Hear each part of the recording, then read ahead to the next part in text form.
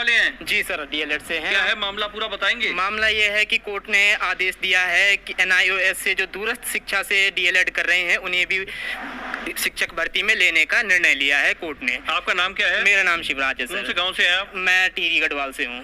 तो जिस प्रकार से आपके भविष्य के साथ खिलवाड़ हो रहा है, आप कुछ कहना नहीं चाहेंगे? बिल्कुल सर, हमारा यही है, इसीलिए हम निदेशालय में आ रखे हैं, निदेशक मैडम से मिलने आ रखे हैं कि क्या वो हमारे लिए सोच रहे हैं कि जो लोग विभाग से डीएलएड कर रहे हैं क्या वो उनके लिए भी सोच रहे हैं। क्योंकि जब वो लोग आ जाएंगे, एनआईओएस से जब लोग आ जाएंगे तो तब हमारे जो विभाग से जो विभाग करवा रहा है, विभाग ने एक एग्ज़ाम लिया है, हमारा एग्ज़ाम के बेस पे 60,000 लोगों में से हम 500 करीब लोग सेलेक्ट हुए हैं और विभाग हमसे बहुत हार्ड ट्रेनिंग करवाता है 2 साल की। और इसीलिए हम चाहते हैं कि हमारा भविष्य भी सिक्योर रहे और विभाग हमें वरीयता दे, शिक्षक भर्ती जो नियमावली है उसमें हमें वरीयता दे। डीएलएड वालों विद्यार्थियों के साथ जो बहुत बड़ा खेल खेला जा रहा है, कहीं ना कहीं उनका भविष्य दांव पर है। बीएड वाले भी हमारे साथ खड़े हैं। आपका मामला क्या है? आप बीएड से हैं? मेरा नाम अरविंद राणा है और मैं बीएड प्रशिक्षक। क्या मामला है आपका? हमारा मामला ये है कि अभी जो भर्ती चल रही थी 2287 पदों पे अभी भर्ती गतिमान है। उसमें जो माननीय उच्च न्यायालय का जो फैसला है उससे क्या हो रहा है कि हम लोग भी प्रभावित हो रहे हैं। प्रभावित ऐसे हो रहे हैं कि माननीय उच्च न्यायालय ने उनको वैलिड करते हुए उनको कहा है कि इनको भी इस भर्ती में सम्मिलित करो।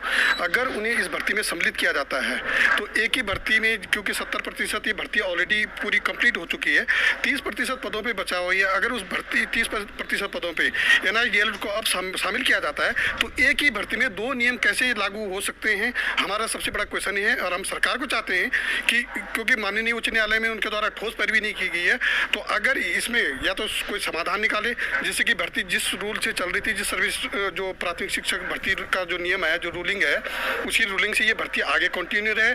अगर आगे इनको कोई समस्या है कंटिन्यू रखने में तो माननीय सर्वोच्च न्यायालय में जाए, वहाँ ठोस पैरवी करे ताकि जो ये भर्ती जिस नियम के अधीन आ रखी है उस नियम से ही पूर्ण हो। और बहुत बड़ी बात है जिस प्रकार से प्रदेश में, उत्तराखंड प्रदेश में शिक्षकों के साथ जिस प्रकार से बहुत बड़ा जो अन्याय कहेंगे हो रहा है। आपका क्या मामला है? सर, हमारा ये मामला है कि आप डीएलएड वाले हैं? हम अभी 2020-21 में राज्य सरकार डीएलएड प्रशिक्षण परीक्षा कराती है, प्रवेश परीक्षा करवाती है, जिसमें लगभग तकरीबन 40,000 अभ्यर्थी प्रवेश परीक्षा में भाग लेते हैं। उनमें से 650 लोग इसमें चयनित होकर जो राज्य जिला प्रशिक्षण संस्थान से आगे का प्रशिक्षण कोर्स हम करना चाहते हैं। लेकिन हमारी ये मांग है कि जैसे कि अभी हाई कोर्ट से निर्णय आया गया कि जो एनआईओएस वाले हैं या जो अदर स्टेट के डीएलएड वाले हैं, इन्हें भी क्या करा गया कि राज्य डीएलएड के समतुल्य माना गया है।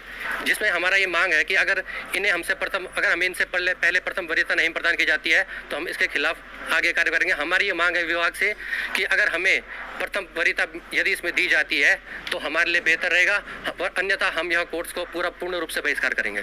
बहुत बड़ी बात है, बहुत बड़ी समस्या है। और कोई छात्र बोलना चाह रहा है आपके बीच में से आगे तो बता सकता है। आइए, आगे आ जाइए, जो भी बोलना चाह रहा है आइए। क्या नाम है आपका? सर, मेरा नाम शिव कुमार है। आप डीएलएड कर रहे हैं? हाँ, मैं डाइट देहरादून से हूँ। और हम लोग 2022 में हमारा जो सेशन है वो शुरू हुआ था इस बार। और शुरुआत में यही है कि एनआईएस का मामला काफ़ी समय से कोर्ट में लंबित भी चल रहा था और अभी 2-4 दिन पहले उन लोगों को भी इस शिक्षक भर्ती में शामिल करने की मांग रखी गई है।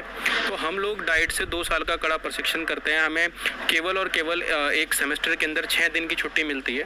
उसके अलावा हमारी कोई मेडिकल लीव भी नहीं। अगर हमारे साथ कोई दुर्घटना घट जाती है तो हमें पूरा सेमेस्टर अपना ब्रेक करना पड़ेगा। तो आपका कहना क्या है, एनआईओएस वालों को इस परीक्षा में ना लिया जाए? हमें ये कहना है, कोर्ट के द्वारा उनको आदेश दे दिया गया है कि उनको शामिल किया जाए। हमारी पहली प्राथमिकता यही है कि हमें वरीयता दी जाए, पहले हमें वरीयता दी जाए, उसके बाद ही दूसरों का नंबर लगाया जाए। और हमारी यही मांग है इसमें। तो स्थिति जो है प्रदेश के जो डीएलएड छात्र हैं या बीएड वाले छात्र हैं, उनके साथ जो खेल खेला जा रहा है, कहीं ना कहीं एक तरफ से ये युवा अपने भविष्य के साथ खिलवाड़ होता दिख रहे हैं। तो जिस प्रकार से आपके भविष्य के साथ खिलवाड़ हो रहा है, आगे आप क्या कर सकते हैं फिर? सर, अगर निदेशक महोदया ये कह देती हैं कि आपको प्रथम वरीयता हम डीएलएड में दे देंगे, शिक्षक भर्ती में प्रथम वरीयता दे देंगे, क्योंकि विभाग ही हमसे करवा रहा है और हम विभाग के आदमी हैं। विभाग में डाइटों में एक प्री सर्विस डिपार्टमेंट चलता है, उसके तहत हम ट्रेनिंग करते हैं।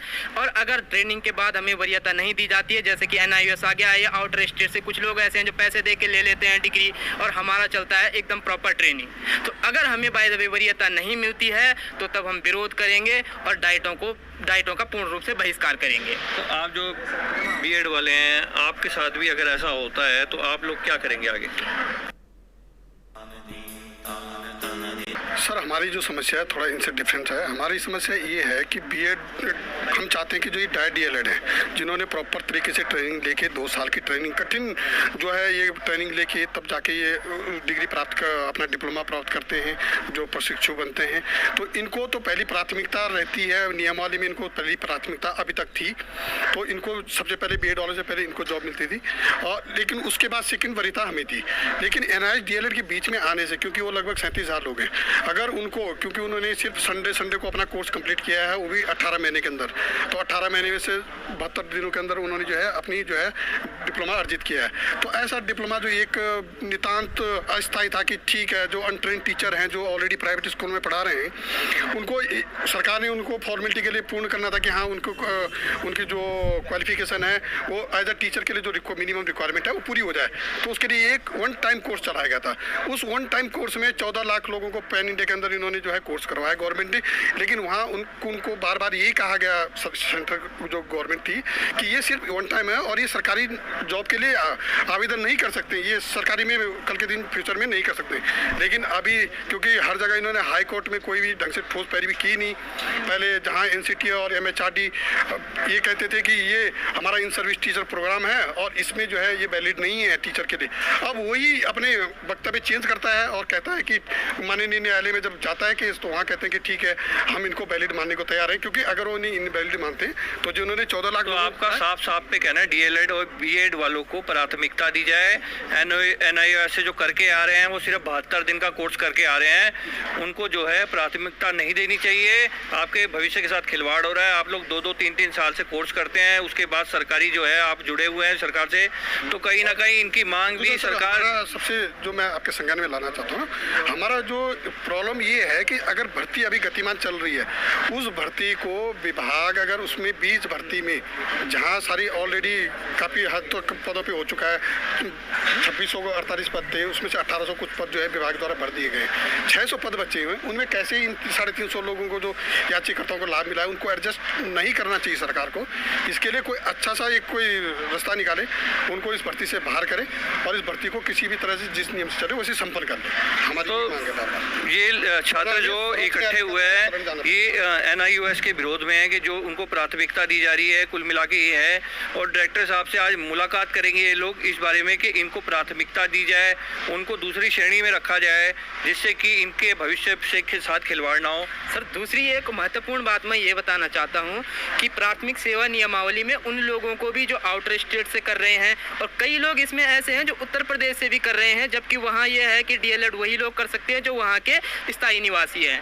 और कई लोग ऐसे हैं कि वहाँ के स्थायी निवासी भी बना रखे हैं और यहाँ के स्थायी उत्तराखंड के स्थायी निवासी भी बना रखे हैं और उन्हें भी जॉब दे दी गई है। कई लोग ऐसे हमारे पास इसकी पूरी लिस्ट है। आप इस बात से प्रभावित हैं प्रदेश के, आप आगे बोलिए जी, आप प्रदेश के कितने लोग हैं जो इस बात से प्रभावित हैं जो आप छात्र हैं? हम लगभग सर 500 के करीब छात्र हैं जो डाइटों से ट्रेनिंग कर रहे हैं, और आने वाला बैच भी जैसे इन्होंने बात रखी है, ये आने वाला बैच है क्योंकि विभाग परीक्षा करवाता है, विभाग प्रॉपर परीक्षा करवाता है, फॉर्म निकालता है, 60,000 17,000 करीब लोग उसमें बैठते हैं, उनमें से 500 के करीब लोग चयनित होते हैं, 550 लोग चयनित होते हैं जो कि 13 के 13 जिलों में जो डाइटें हैं वहाँ से 2 साल का कठिन परिश्रम करते हैं, कठिन प्रशिक्षण करते हैं। इसके बावजूद भी यदि कोई आउटर स्टेट या एनआईओएस हमारे बीच में आ जाता है तो ये बड़ी दिक्कत की बात होती है, क्योंकि हम विभाग के ही हुए हैं। सर एक प्रश्न चिन्ह हमारा जो सिलेक्शन प्रोसेस है उस पर भी उठता है कि पिछली बार भी पिछले बैच में ये हुआ कि जो उत्तर प्रदेश है, उत्तर प्रदेश से कई ऐसे जो व्यक्ति हैं उनको चयनित कर लिया गया है कि हम तो ये कहते हैं कि जब यहाँ की नियमावली, जब जो उत्तर प्रदेश है वहाँ जो डाइट का प्रशिक्षण वही ले सकता है, डाइट से डीएलएड वही व्यक्ति कर सकता है जो वहाँ का स्थायी है। तो प्रश्न चिन्ह ये उठता है कि वहाँ से आपने डीएलएड कर लिया, लेकिन उत्तराखंड जो है यहाँ पर आप प्राथमिक शिक्षक मतलब कैसे बन गए कि एक व्यक्ति का 2 जगह स्थायी तो नहीं हो सकता। तो युवक का बहुत बड़ा सवाल है, जिस प्रकार से उत्तर प्रदेश के लोगों को ले लिया जाता है उत्तराखंड की, इसका जांच का विषय है, इस पर जांच होनी चाहिए और उत्तराखंड के अधिकारियों को इस तरफ सोचना चाहिए कि उत्तर प्रदेश वालों को अगर नौकरी मिल रही है तो उत्तराखंड के युवा कहाँ जाएंगे। तो आप बीएड के कितने लोग हैं जो इस बात से प्रभावित है? अभी सर अभी जो भी चयन प्रक्रिया होनी है, जो बचे हुए पद हैं उसमें सारे बीएड वालों का ही अधिकतम उनका चयन। कितनी संख्या होगी? 1000, 1500, 2000? जी मतलब हम लोग वैसे बीएड तो 1 लाख से ऊपर हैं, लेकिन जो इस भर्ती में जिनका चयन होना है वो लगभग 1000 के आसपास अभ्यर्थी ऐसे हैं जिनका चयन। उत्तराखंड के युवाओं के साथ, भविष्य के साथ जिस प्रकार से खिलवाड़ हो रहा है, मैं भी शिक्षा मंत्री से निवेदन करूंगा। मंत्री जी आप बहुत अच्छे व्यक्ति हैं, मैं आपसे कई बार मिल चुका हूं, मुख्यमंत्री जी, आप बहुत अच्छे व्यक्ति हैं, आप इनके भविष्य के साथ खिलवाड़ ना होने दे। उत्तराखंड के युवा के साथ जिस प्रकार से खिलवाड़ हो रहा है वो नहीं होना चाहिए। मुख्यमंत्री से निवेदन है